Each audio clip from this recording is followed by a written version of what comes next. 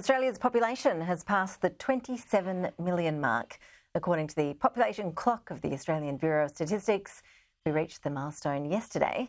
It's exceeded the predictions of the first intergenerational report back in 2002, which expected Australia to reach 25.3 million in 2042. In the past 12 months, the population increased by more than 624,000, 41% higher than the previous record in 2009.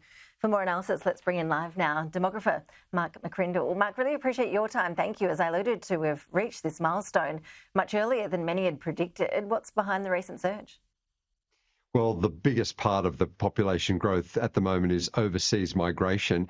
That used to make up about 60% of our growth, with about 40% being natural increase. But in the last 12 months, record migration increase, and it's now 83% of the total population growth. So definitely it's a migration-led population boom.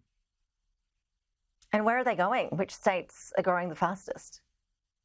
Well, Sydney and Melbourne are the gateways to Australia from an overseas migration perspective.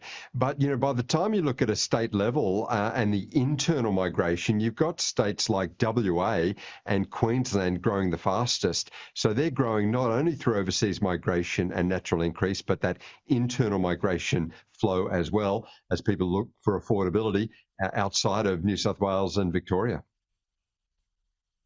So, Mark, is that level of population growth, is it sustainable, do you think?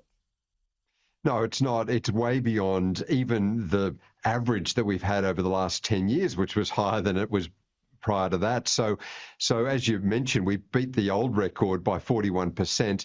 I mean, to have an increase in population of 624,000 people in a single year is a new record by a long way. We used to be adding 1 million people every roughly 4 years. We're adding them now every, little over a year and a half. So it's pretty hard to see how this number can be sustainable, particularly on top of housing shortfalls, infrastructure bottlenecks, challenges around schools and hospitals, and, tip more than 500,000 extra people into the mix every year, and it makes some challenges indeed.